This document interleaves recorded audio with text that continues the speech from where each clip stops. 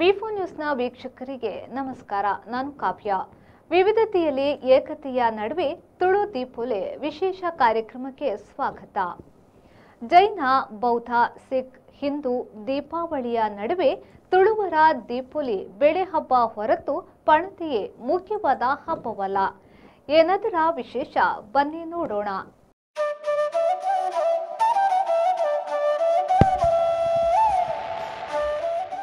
ತುಳುವರದ್ದು ದೀಪೋಲಿಯೇ ಹೊರತು ದೀಪಾವಳಿಯಲ್ಲ.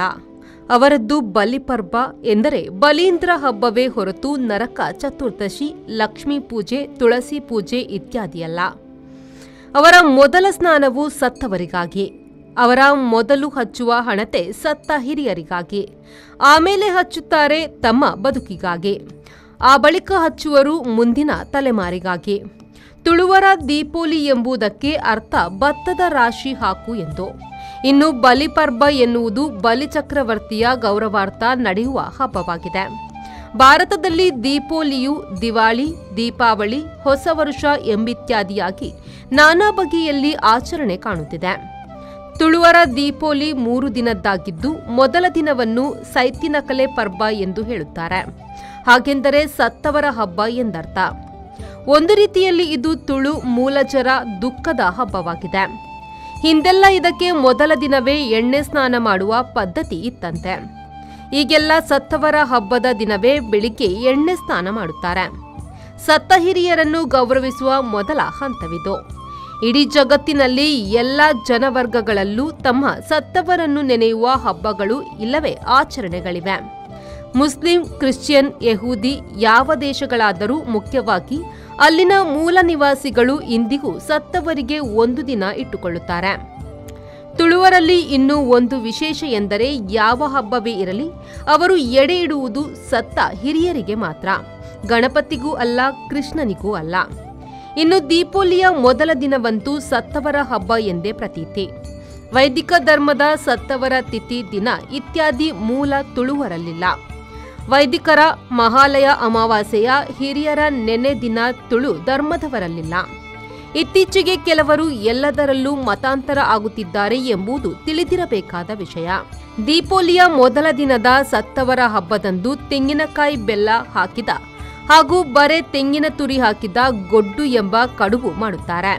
ಇದನ್ನು ನಾನಾ ಎಲೆಗಳಲ್ಲಿ ಬೇಯಿಸುತ್ತಾರಾದರೂ ಮುಖ್ಯವಾಗಿ ಸತ್ತವರಿಗೆ ಎಡೆ ಇಡಲು ಅರಿಶಿನ ಗಿಡದ ಎಲೆಯಲ್ಲಿ ಬೇಯಿಸಿದ್ದನ್ನು ಬಳಸುತ್ತಾರೆ. ಕತ್ತಲಾದ ಮೇಲೆ ಸತ್ತವರಿಗೆ ಎಡೆ ಇಡಲು ಅಕ್ಕಿ ಹುರಿದ ಬೆಲ್ಲದೊಂದಿಗೆ ಮಾಡಿದ ಪುಡಿ, ಸಾರು ಮೀನು, ಕೆಸು, ಹರಿವೆ ಇತ್ಯಾದಿ ಪಲ್ಯಗಳೆಲ್ಲ ಬೇಕು. ಆಮೇಲೆ ಬಡಿಸಿದ್ದನ್ನು ಉಣ್ಣುವವರು ನಾವೇ ಬಿಡಿ. ಸತ್ತವರು ಸತ್ರೋ, ಬದುಕಿದವರ ಬಗೆಗೆ ಆಲೋಚಿಸುವ ಹಬ್ಬ ಎರಡನೆಯ ದಿನದ್ದು. ಸತ್ತವರಿಗೆ ಬಡಿಸಿ ಇಡಲು ಮೀನು ಬೇಕಾದ್ದರಿಂದ ಬೇಸಾಯಗಳವರು ಮೀನುಗಾರರಿಗೆ ಸತ್ತವರ ಹಬ್ಬವನ್ನು ಮರುದಿನ ಆಚರಿಸುವಂತೆ ಮಾಡಿದ್ರು. ಆ ಕಾಲದಲ್ಲಿ ನಿತ್ಯದ ಮೀನು ನಿತ್ಯ ಮಾರಾಟವಿತ್ತು. ಇಂದು ಅಗತ್ಯವಿಲ್ಲದಿದ್ದರೂ ಈ ಹಬ್ಬದ ಆಚರಣೆಯ ಕ್ರಮವು ಹಾಗೆಯೇ ಮುಂದುವರೆದಿದೆ. ಎರಡನೆಯ ದಿನ ಇತ್ತಿನಕಲೆ ಪರ್ವ ಎಂದರೆ ಇರುವವರಿಗಾಗಿ ಆಚರಿಸುವ ಹಬ್ಬವಾಗಿದೆ. ದೀಪೋಲಿಯು ತುಳುವರ ಬೆಳೆ ಹಬ್ಬವಾಗಿದೆ. ಒಂದು ಕಾಲದ ಕಾಡಾಡಿಗಳು ಎನ್ನಲು ಮುಂಜಾವವೇ ಕಾಡುಗುಡ್ಡೆ ಅಲೆದು ಕಾಡು ಹೂಗಳನ್ನು ಸಂಗ್ರಹಿಸುತ್ತಿದ್ರು. ಮಾರುಕಟ್ಟೆಯ ಬಿಡಿ, ಕಾಡಿನ ಹೂವಿನ ಹೊರತು ಮನೆಯಲ್ಲಿ ಬೆಳೆದ ಹೂವನ್ನು ಕೂಡ ಹಿಂದೆ ಬಳಸುತ್ತಿರಲಿಲ್ಲ.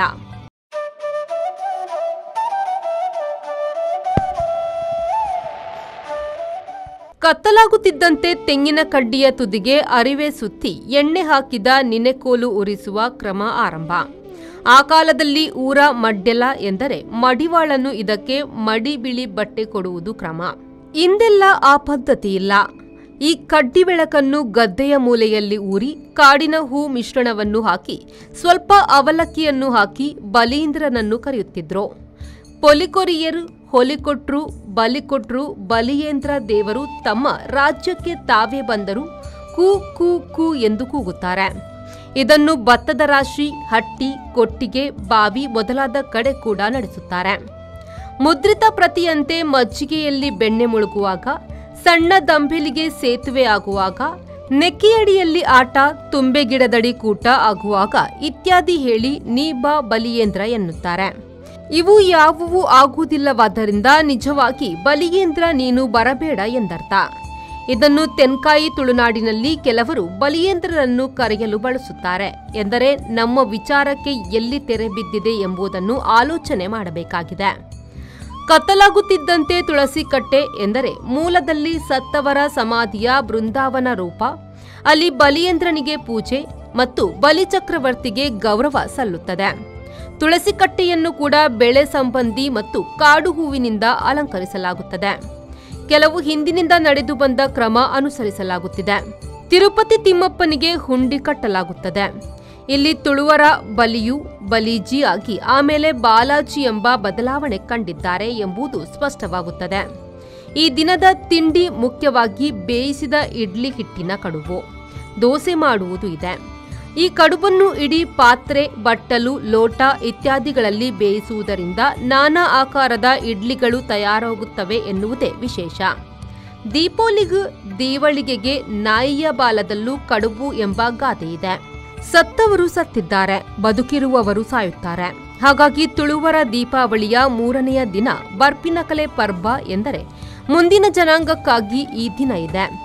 ಆ ಕಾಲದಲ್ಲಿ ಬದುಕಿಗೆ ಎಂದರೆ ಬೇಸಾಯಕ್ಕೆ ಬೇಕಾದ ಎಲ್ಲದಕ್ಕೂ ಗೌರವ ಸಲ್ಲುತ್ತದೆ. ಗೊಬ್ಬರದ ರಾಶಿಯಿಂದ ಜಾನುವಾರುಗಳು ಎಲ್ಲದಕ್ಕೂ ಗೌರವ, ಪೂಜೆ, ವಿಶೇಷ ಆಹಾರ ನೀಡುವುದು ಇರುತ್ತದೆ. ಮುಖ್ಯವಾಗಿ ಉಳುಮೆಗೆ ಅಗತ್ಯದ ಕೋಣಗಳಿಗೆ ತುಳುವರು ಆ ಕಾಲದಲ್ಲಿ ವಿಶೇಷ ಪೂಜೆ ಸಲ್ಲಿಸುತ್ತಿದ್ದರು. ಇಂದು ಬದುಕಿನ ದಾರಿ ಬದಲಾಗಿರುವುದರಿಂದ ಅದು ಅಂಗಡಿ ಪೂಜೆ, ವಾಹನ ಪೂಜೆ ಎಂಬಿತ್ಯಾದಿಯಾಗಿ ಬದಲಾಗುತ್ತಾ ಸಾಗಿದೆ. ತುಳುವರದು ಹೀಗಾದರೆ ಈ ದಿವಾಲಿ, ದೀಪಾವಳಿ ಬೇರೆ ಬೇರೆ ವ್ಯಾಪ್ತಿಯದ್ದು. ಬೌದ್ಧರು, ಜೈನರು, ಸಿಖ್ ಜನರು ಅವರದ್ದೇ ಕಾರಣದ ದೀಪಾವಳಿ ಆಚರಿಸುತ್ತಾರೆ. ದೇಶದ ಮಾರ್ವಾಡಿಗಳು, ಮುಂಬೈ ವ್ಯಾಪಾರಿಗಳು ದೀಪಾವಳಿಗೆ ಹೊಸ ಲೆಕ್ಕ ಪುಸ್ತಕಕ್ಕೆ ಹೋಗುತ್ತಾರೆ. ಹಾಗಾಗಿ ಬಲಿಪಾಡ್ಯವನ್ನು ಹೊಸ ವರುಷ ಒಳ್ಳೆಯದಾಗಲಿ ಎಂದು ಹೇಳುತ್ತಾ ಆಚರಿಸುತ್ತಾರೆ. ಮುಂಬೈಯಲ್ಲಿ ಲೆಕ್ಕ ಪುಸ್ತಕದ ವ್ಯವಹಾರ ಹೊಂದಿರುವ ತುಳುವರು ಕೂಡ ಇದನ್ನು ಹೊಸ ವರುಷ ಎಂದೇ ಆಚರಿಸುತ್ತಾರೆ. ಗೂಡುದೀಪ ಏರಿಸಿಡುವ ಪದ್ಧತಿಯು ಚೀನಾದಿಂದ ಬೌದ್ಧರಿಗೆ, ಆನಂತರ ನಮಗೆ ಬಂದಿದೆ. ಹಾಗಾಗಿ ಭಾರತದ ದೀಪಾವಳಿಯು ವಿವಿಧತೆಯನ್ನು ಏಕಶಬ್ದದಲ್ಲಿ ಕಟ್ಟಿಕೊಡಲು ಮಾಡುವ ಪ್ರಯತ್ನವಾಗಿದೆ.